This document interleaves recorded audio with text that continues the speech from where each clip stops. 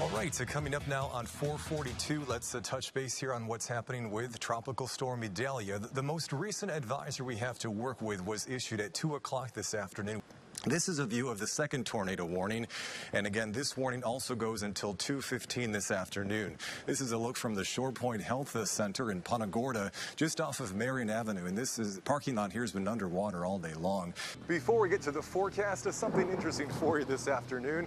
You know, everybody knows the important role that Hurricane Hunter airplanes like this have during the summer and fall. Well, it's time now for what is on Rob's radar, and we are treading water today inside the virtual Gulf of Mexico, inside a brand new NBC2 animation. There's plenty of people like me who like to stay in shorts and sunglasses all winter long.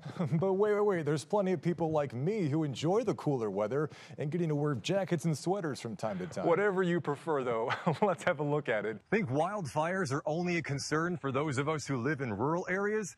Well, I'm afraid it is time to think again.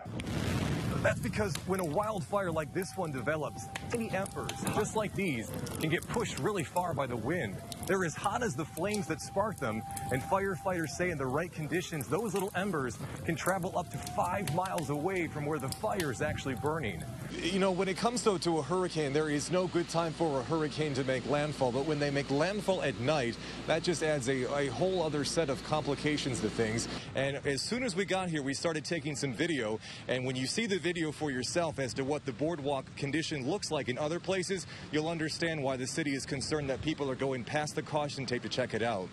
All right, so take a look at this. A big meteor lit up the night sky across southern Canada and the northern United States on Tuesday night.